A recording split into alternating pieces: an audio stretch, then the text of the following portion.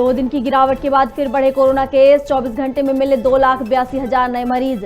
देश में कुल एक्टिव केस 18,25,000।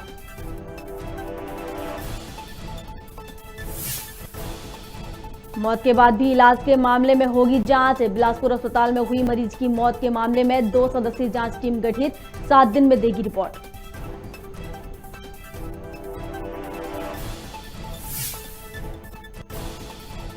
राजधानी भोपाल में बदमाशों के हौसले बुलंद। मेडिकल शॉप के संचालक पर बदमाशों ने चाकू से किया हमला। वारदात का वीडियो आया सामने।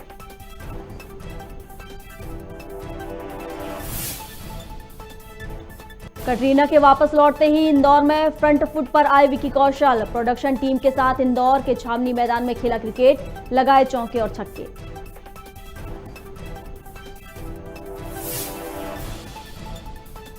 और सारा अली खान की शूटिंग के बीच हुआ बवाल। इंदौर में एग्जाम के बीच शूटिंग के लिए कोर्ट का बोर्ड लगाने से गुस्सा स्टूडेंट, जमकर हुआ हंगामा।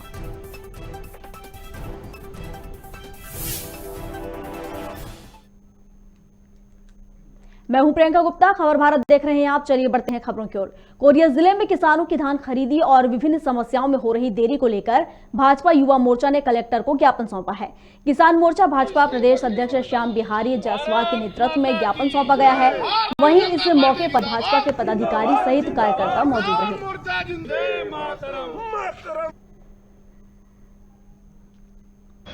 आज पूरे छत्तीसगढ़ प्रदेश में भारतीय जनता पार्टी किसान मोर्चा के द्वारा जो विगत दिनों देरी से धान की खरीदी हुई और बारिश के वजह से लगभग 10 कार्य दिवस ऐसे हैं जहां धान की खरीदी नहीं हुई और प्रदेश सरकार का जो असंवेदनशील पूर्ण रवैया किसानों के प्रति है, उसको लेकर 4 बिंदुओं को लेकर हमने आज पूरे प्रदेश में ज्ञापन दिया।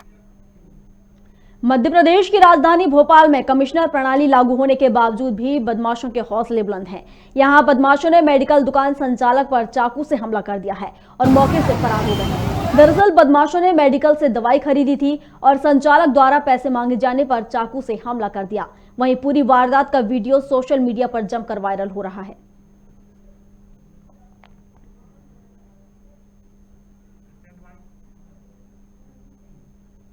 बाबई के ग्रामांचल खेड़ा में बड़े ही धूमधाम से आनंद उत्सव 2022 मनाया गया, जिसमें पूरा प्रांगण खुशियों से झूम उठा। इस अवसर पर लोगों ने मधुर स्वर का भजन संध्या की और कबड्डी, कुश्ती, दौड़ जैसे कई खेल भी प्रस्तुत किए। इस दौरान भारी संख्या में लोग मौजूद रहे।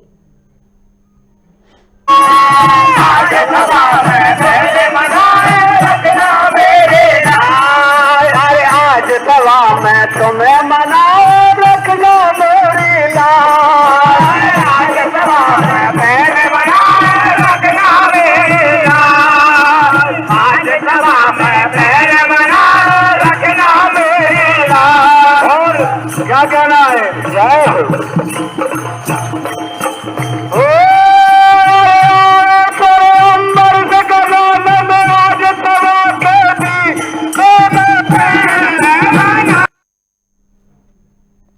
रतलाम जिले के एक गांव की वर्ग विशेष आबादी आए दिन होने वाले विवादों और मारपीट की घटनाओं से परेशान है। वहीं ग्रामीणों का आरोप है कि पुलिस उनकी मदद करने की बजाय उन्हें ही रासुका लगाने की धमकी देती है।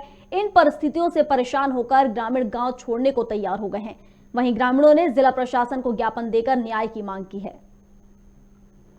हम ग्राम सुराना से आए दिन वहाँ पे मतलब वो क्या है कि सांप्रदायिक जहर घुला हुआ है गांव में। ये लोग झगड़ा करते हैं हमसे। 16 तारीख के दिन भी मुकेश के यहाँ मारने आया वो लड़का। और हम आज राजेंद्र सिंह जी लुनेरा जो भारतीय जनता पार्टी के अध्यक्ष हैं उनसे मिले। उन्होंने बोला कि एसपी साहब को फ़ोन लगाया। एसपी साहब ने कहा कि आप यहाँ भेज दो। एसपी साहब जन सुनवाई में थे। मैं, मुकेश जाट और दशरथ जाट तीनों गए। सुरेश जी पांचाल थे और भी सभी थे, लेकिन अंदर नहीं आने देते वहाँ पे। पूरे गांव के लोग हैं। तो फिर क्या हुआ? फिर वहाँ पे एसपी साहब ने बोला कि हमने साहब जैसे ही सुराना का नाम लिया ना, उन्होंने कहा साहब वो एकदम कि ये बिल्कुल नहीं चलेगा। क्या है, दादागिरी कर रहे हो तुम, झगड़ा तो तुम कर रहे हो। मुकेश को बोला। तो हम हाथ जोड़ के खड़े साहब। आप किन उसके लोगों की बाद शिकायत लेके गए थे उनके पास? हम उन लोगों की शिकायत जो 16 तारीख के दिन साहब क्रॉस केस किया, कौन से समुदाय से हैं? क्या- मुस्लिम समुदाय का। हाँ, तो क्या शिकायत लेके गए थे आप? हम शिकायत लेने गए थे कि उन लोगों पे कार्रवाई होना चाहिए। हाँ। बार बार होता क्या है साहब कि जब भी होता है हाँ हमारे ऊपर क्रॉस केस बनाए जाते हैं हाँ जबरदस्ती के। जब भी मतलब हम दोनों तरफ से घाटे में, हाँ। हम जनसंख्या वाले मामले में भी गांव में कम है और मुस्लिम समाज ज़्यादा है और इधर भी आते हैं तो प्रशासन भी हमारी कोई मदद नहीं करता है। तो आप एसपी साहब के पास गए तो आपकी शिकायत सुनी नहीं और क्या बोले फिर वो? उन्होंने बोला कि आप भग जाओ, नहीं तो तुम्हारे मकान तोड़वा दूंगा। कानून सबके लिए लागू है, हम भी जानते हैं भाई कानून सबके लिए लागू है। मुकेश को बोला कि तेरे हाथ पग तोड़वा दूंगा। तो आप अभी कलेक्ट्रेट में आए, किस लिए आए यहाँ पर वापस? ज्ञापन देने के लिए आए हैं कि साहब अब हम 3 दिन में काम खाली करें, क्या मतलब है यहाँ पे रहने के लिए? हम आबादी में कम है साहब, तो मजबूरी है। शासन हमारी है, उसके बाद में भी मतलब हम सुरक्षित नहीं है। तो उत्तर प्रदेश में जो केराना गांव खाली हुआ उस स्थिति में आ गए साहब हम। 3 दिन में कलेक्टर साहब से हम मांग करेंगे कि यहाँ पे रतलाम में कहीं पे भी पट्टे गरीब कॉलोनी में भी हो तो हमें दे दो, हम वहाँ रह जाएंगे। क्या परिवार समेत आ जाएंगे आप? परिवार समेत आ जाएंगे 3 दिन में सब परिवार समेत आ जाएंगे। वहाँ रहने में फायदा क्या है साहब? कितने घर है वहाँ पे मुस्लिम वहाँ पे समुदाय? साहब मुस्लिम समाज के कम से कम 160 घर रहे। और हिंदू समाज के? हिंदू समाज के साहब ये समझ लो कि 80-85 रहते। तो क्या आए दिन ऐसे विवाद होता है? हाँ क्या होते हैं साहब, आए दिन विवाद होते हैं। तो पहले पूर्व में कोई कार्रवाई हो अगर हुई कि नहीं हुई? कार्रवाई साहब होता क्या है कि करते वो है ना, भुगतना हमें भी पड़ता है साहब। कार्रवाई हमारे पे भी होती है, पुराना केस भी हमारे पे लदे हुए हैं साहब। रतलाम के वन विभाग में काम करने वाले मजदूर कलेक्टर कार्यालय के सामने धरने पर बैठ गए हैं और कलेक्टर से अपने हक की गुहार लगा रहे हैं। मजदूरों ने जनसुनवाई में बताया कि वन विभाग द्वारा उनसे खुदवाए गए करीब 40,000 से ज्यादा गड्ढों का भुगतान नहीं हुआ है और नाकेदार राशि भुगतान करने का समय टालता जा रहा है। मजदूरों के मुताबिक इनके पास खाने पीने के भी अब पैसे नहीं बचे हैं और नाकेदार ब्रजेश पाटीदार मजदूरों का भुगतान नहीं कर रहा है। दरअसल वन विभाग के लिए उमरिया से आए 35 मजदूर परिवार सहित काम कर रहे थे। वहीं मामले में जब नाकेदार से बात की गई तो उन्होंने मजदूरों की राशि भुगतान करने की बात कही है। मामला हो गया सर, हम लोग 2 महीने से काम किए हैं, 1.5 महीना हो गया काम करे हमको। 15 दिन बैठे रह गए, अभी काम न पैसा हमारा नहीं मिला, इसलिए कलेक्टर के पास आए मांग करने की सर हमारा मजदूरी चाहिए। लड़के बच्चे सब लेके टिके हैं यहाँ, 1 रुपये हमारे पास नहीं है। कितने लोग? हम 4 हैं तो अभी 35, यहाँ 4-5 चले गए, 40 लोग थे हम सर। अच्छा, कब से पैसा बाकी है? का पैसा तो 1.5 महीना लगभग 12 और तारीख से हम लोग 1 तारीख को हम आए थे सर। जी सर। क्या क्या काम किया था आपने? खड्डे खोदे हैं सर जंगल में। कहाँ पे? ये धनेसरा लपटिया। कितने खड्डे खोदे थे? 42,550 42,550 गड्ढे खड्डे खोदे गए। खड्डे, हाँ। तो उसका कोई अभी तक आपको राशि? कुछ नहीं, राशि वही खर्च पर थोड़ा बहुत मिला है। सर मेरा नाम रतिराम है। और क्या समस्या क्या आ रही है? समस्या यही है सर, हम लोग आए थे खड्डा खोदने, रेंजर साहब बुलवाए थे, उनके ज़रिए हम लोग आए और हम लोग 2 महीने हो गए इधर आए सर। वहाँ 1.5 महीने काम हम लोग किए और उसमें हम लोगों का कोई पैसा दाम नहीं मिला। इसलिए सर हम लोग सोचे कि मजदूर आदमी हैं सर, यहाँ पैसे खाने के लिए राशन भी नहीं है अभी फिलहाल के लिए। तो बोले था, उनका इंतज़ार था कि सर पैसे देंगे, बोल रहे थे कि आज नहीं कल, आज नहीं कल देंगे, और अभी तक पैसा वैसा कोई मिला नहीं सर। तो इसलिए हम लोग सर बोले कि चलो कलेक्टर आप, नाम तो नहीं पता सर रेंजर साहब का, जो कि मेरे को रेंजर द्वारा गड्ढे खुदाई कार्य हेतु बुलाया गया था। मैं 1/12/2021 को आया था रतलाम। यहाँ से मुझे धनेसरा के लिए शिफ्ट किया गया था। जैसे शिफ्ट किया गया मैंने काम चालू किया तो मैंने 16 खाते दिए थे अपने भुगतान के लिए, जो कि आज तक मुझे पता नहीं कि मेरे खाते लगाए गए हैं या नहीं लगाए गए। बोलता है कि मैंने आपके 16 खातों से 8 खाते लगाया हूं, जो कि 8 खातों तक मुझे आज तक की जानकारी नहीं है कि मेरे खातों में पैसा आया या नहीं। मुझे अभी तक मैंने चेक कर पा रहा हूं तो आज तक अभी मेरे खातों में पैसा नहीं आया। ठीक, यही प्रक्रिया है। मैंने एक साइड में काम किया, 17,535 गड्ढे वहाँ का बाकायदे वन विभाग चौकीदार के द्वारा गड्ढे गिनती की गई, गड्ढे संपूर्ण पाए गए। इसके पश्चात मुझे दूसरी साइट पर भेजा गया। वहाँ भी मैंने 24,550 गड्ढे खोदे। वहाँ भी चौकीदार के द्वारा गड्ढे गिनती की गई। उसके दौरान हमने जब हिसाब मांगा तो उसने बोला मुझे 2 दिन का टाइम दे दो। इसके बाद मैंने उस सभी मजदूर मिलकर हमने उसको 2 दिन का टाइम दिया। इसके बाद हमारा ये 8वां दिन है, इंतज़ार कर कर के परेशान है। हमारे ना तो खाते में पैसा आया, ना कोई हमको कैश दिया गया। ठीकरी के नेशनल हाईवे पर अज्ञात वाहन की टक्कर से एक नील गाय की मौत हो गई। घटना के बाद मौके पर ग्रामीणों की भीड़ लग गई।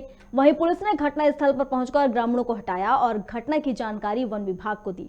सूचना मिलते ही घटना स्थल पर पहुंचे वन विभाग के अमले ने शव को पोस्टमार्टम के लिए भेजा और आगे की कार्रवाई शुरू कर दी। मुझे करीब 6-6:15 बजे किसी का फ़ोन आया था कि यहाँ पर बरू फाटक के समीप एक हिरन की मृत्यु रोड एक्सीडेंट में हो गई है।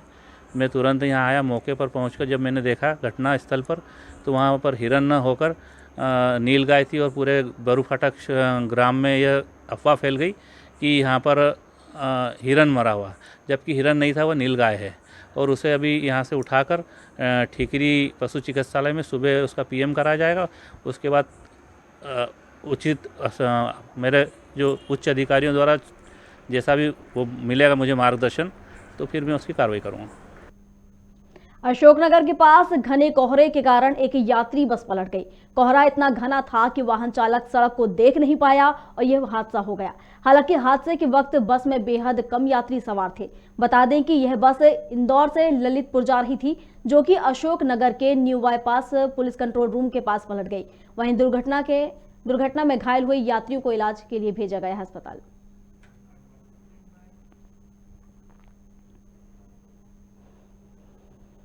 सुजालपुर में पुलिस ने दहेज प्रताड़ना के आरोपियों को गिरफ्तार कर न्यायालय में पेश किया है, जहां न्यायाधीश ने आरोपियों को 2-2 हजार के जुर्माने सहित 10 साल की कठोर कारावास से दंडित किया है। अभियोजन अधिकारी संजय मोरे के अनुसार 3 मई 2018 को अवंतीपुर बड़ौदिया में एक विवाहिता की आग में झुलसने से मौत हो गई थी। इस मामले में खोजबीन करने पर मौत का कारण दहेज प्रताड़ना पाया गया, जिसके बाद आरोपियों को गिरफ्तार किया गया है। मामला ये था कि 3/5/2018 को जब पीड़िता अपने ससुराल में थी, तब उसकी जलने की वजह से मृत्यु हो गई थी।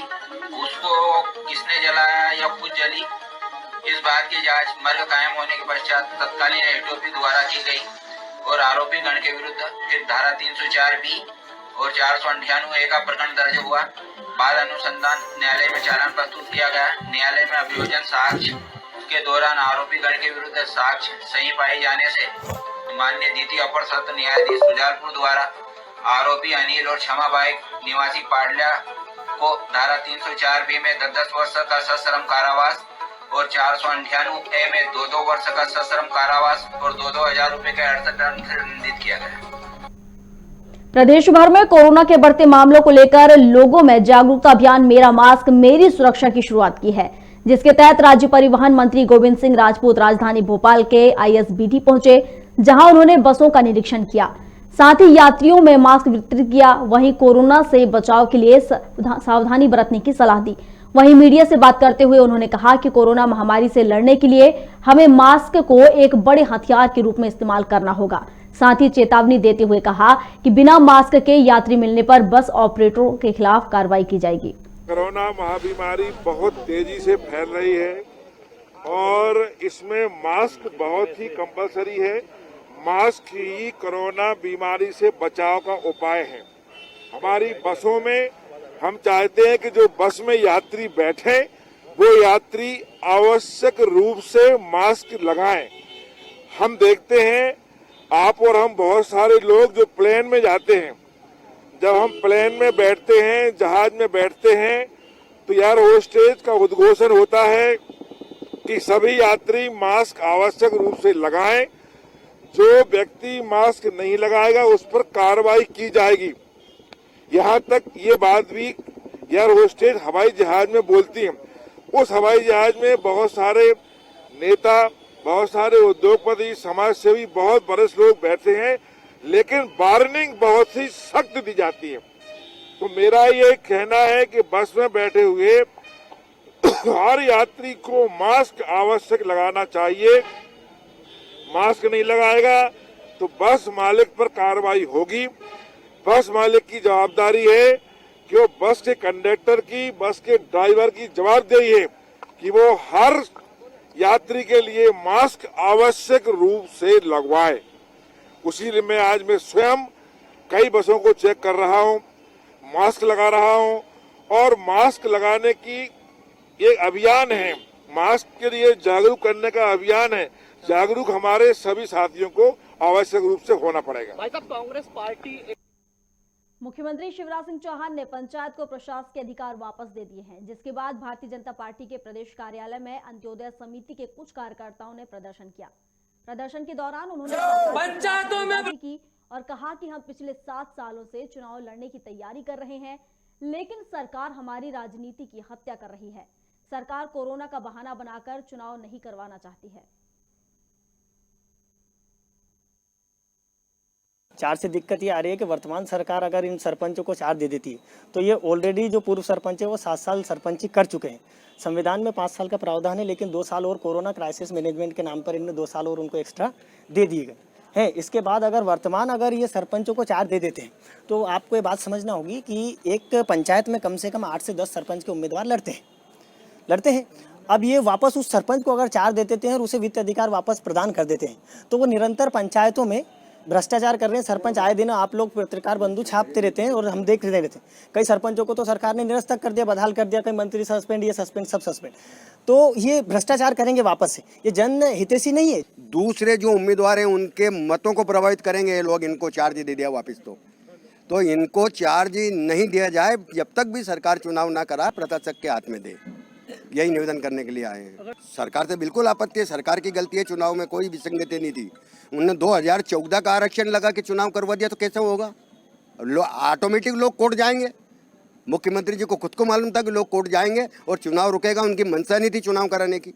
हालांकि मैं खुद बीजेपी का कार्यकर्ता हूं, लेकिन मैं यहाँ कह रहा हूँ कि उनकी खुद की मंशा नहीं थी चुनाव कराने की। आप है ना, प्रशासन को दे दीजिए ना प्रभार, प्रशासन को प्रभार दे दीजिए, क्योंकि बहुत सारी जगह ऐसा रहता है, पक्ष विपक्ष बना रहता है। श्रीमान, मुझे मेरे सरपंच से दिक्कत नहीं है, ये सबको पता है, पर हो सकता है 2 आदमी को दिक्कत नहीं है, पर उनमें से 98 व्यक्तियों को दिक्कत हो। और कितने भ्रष्टाचार, 7 साल हो गए उनको। इससे पूरा का पूरा असर भारतीय जनता पार्टी के ऊपर हो रहा है और विधानसभा के ऊपर हो रहा है। मैं भी भारतीय जनता पार्टी का एक कार्यकर्ता हूं। बस मेरा तो यही निवेदन है कि प्रशासन को इस बात को गहराई से लेना चाहिए और प्रशासन के हाथ में बागडोर रखना चाहिए पंचायतों की, या फिर उनको जल्दी से जल्दी चुनाव करवा देना चाहिए। प्रदेश भर में जहां एक तरफ कोरोना के मामलों में तेजी से उछाल आ रहा है, वहीं दूसरी तरफ प्रदेश सरकार ऑफलाइन परीक्षाएं कराने की जिद पर अड़ी हुई है। ऐसे हालात में छात्र अगर कोरोना संक्रमित होते हैं तो इसकी जिम्मेदारी किसकी होगी? वहीं इस मामले को लेकर राजधानी भोपाल में NSUI के कार्यकर्ताओं ने कांग्रेस कार्यालय के बाहर होम जाकर विरोध जताया है। कार्यकर्ताओं ने ऑनलाइन परीक्षाएं करवाने की मांग की है। वहीं मामलों को लेकर CM और उच्च शिक्षा मंत्री पर भी तंज कसा है। भाजपा सरकार जो सोई है उसको जगाने के लिए और शिवराज सरकार और उनके मंत्रियों की सद्बुद्धि के लिए यहाँ पे एक सद्बुद्धि हवन कर रहे हैं, जिससे कि जो छात्र छात्राओं की जान के साथ शिवराज सरकार और उनके मंत्री खिलवाड़ कर रहे हैं, उसको लेकर हमने यहाँ पे सद्बुद्धि हवन किया कि ईश्वर उनको सद्बुद्धि दे और वो उन छात्र छात्राओं के भविष्य और उनके परिवार के जीवन और जान पर जो खतरा है उसके बारे में सोचे, क्योंकि इस टाइम कोरोना काल बहुत तेजी से फैल रहा है। प्रतिदिन 1000 से अत्यधिक मरीज भोपाल में मिल रहे हैं। ऐसी स्थिति में क्लासेस लगाई जा रही है 100% के साथ, वहीं परीक्षा करवाई जा रही है। परीक्षा के दौरान और क्लासेस के दौरान कई छात्र छात्राएं पॉजिटिव आ रहे हैं। इसको लेकर हम मांग करते हैं कि हमारी जो ऑनलाइन परीक्षा की मांग है उसको शिवराज सरकार माने। जब स्कूल बंद कर दिए तो कॉलेजेस क्यों खुले? राजधानी भोपाल में ग्राम कुठार में विधायक ट्रॉफी क्रिकेट मुकाबले का आयोजन किया गया। ग्रामीण क्षेत्रों से आई 40 टीमों ने हिस्सा लिया। वहीं मुकाबले में कुठार की KTR टीम ने शाहपुरा 11 को हराकर जीत हासिल की। KTR टीम के बल्लेबाज विपिन मीणा 40 से बॉल पर 110 रन बनाकर मैन ऑफ द मैच रहे। बता दें कि विधायक ट्रॉफी क्रिकेट मुकाबले में जीत हासिल करने वाली KTR टीम को विधायक विष्णु खत्री ने पुरस्कार देकर सम्मानित किया। और परिचय के खेल चालू कराओ और सब आपको 2 शब्द हो जाते हैं। मैं भाई साहब से आग्रह करूंगा कि एक अच्छे उद्बोधन के साथ इस खेल का प्रारंभ करें भाई साहब। अरे यार जो तो खिलाड़ी है गाय लगाओ क्या यार खड़ा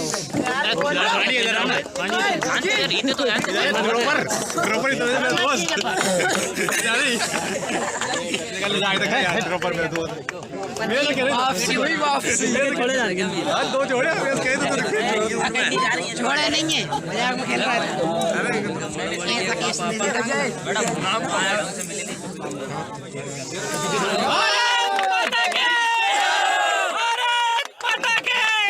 और परिचय के खेल चालू कराओ और क्या सब आपके दो शब्द हो जाते हैं। मैं भाई साहब से आग्रह करूंगा कि एक अच्छे उद्बोधन के साथ इस खेल का प्रारंभ करें भाई साहब। बीते कुछ दिनों पहले हुई बारिश की वजह से ठंड का असर राजगढ़ जिले के ब्यावरा तहसील में देखा जा रहा है। अचानक हुई बारिश के बाद कड़ाके की ठंड में कोहरे ने पूरे क्षेत्र को अपने आगोश में ले लिया है। सुबह से लेकर दोपहर तक घना कोहरा छाया रहता है और धूप नहीं निकलने से तापमान में भी भारी कमी देखी जा रही है। आज हम आए हैं ब्यावरा शहर में, ब्यावरा भोपाल बाईपास चौराहे पे खड़े हुए हैं। कोहरे ने अपनी चादर ओढ़े हुए है। पिछले 8 दिनों से ब्यावरा शहर में ही साथ राज्य में कोहरा छाया हुआ है। लकड़ी अलाव जलाकर हम जानते हैं तो दिक्कत होगी आगे चलने में। जैसे नरेंद्र साहू, खबर भाया जिला गिरोह राजगढ़। रायपुर में स्वास्थ्य विभाग कोविड ड्यूटी को लेकर अस्थायी पदों की भर्ती करने जा रहा है। इन भर्तियों में साक्षात्कार से चयनित अभ्यर्थियों को कोविड ड्यूटी में लगाया जाएगा, लेकिन विडंबना ये है कि कोविड के समय इन पदों के लिए हजारों की संख्या में उम्मीदवार पहुंच गए और कोविड प्रोटोकॉल की धज्जियां उड़ गईं। यहां तैनात स्वास्थ्य अधिकारी भी व्यवस्था संभालने में असमर्थ दिखे और कोविड गाइडलाइन का कहीं भी पालन नहीं हुआ। भीड़ लग रहा है, जो कोरोना फैलने के चांस नहीं, जिस तरीके से आप लोग बुला लिया गया। हाँ ये तो लग रहा है इधर घुमाना, ये तो लग रहा है कि कोरोना और ज्यादा बढ़ रहा है। डेली के डेली 1700-1800 केस आ रहे थे, अभी क्या लग रहा है आपको? ज्यादा ही होगा तो और बढ़ेगा। आप लोग कोरोना को बचाने आए हो, आप लोग कोरोना पीड़ित नहीं हुआ। जैसे कोरोना रायपुर में बहुत तेजी से बढ़ रहा है, तो आज के देखते हुए आपको कैसा लग रहा है? डेली 1700-1800 केस निकल रहे हैं, तो आज देख के क्या लग रहा है आपको? सरकार की कोई व्यवस्था नहीं क्या यहाँ पे? खबर भारत में खबरों का सिलसिला लगातार जारी है। अधिक अपडेट्स के लिए आप बने रहिए हमारे साथ और देखते रहिए खबर भारत। नमस्कार।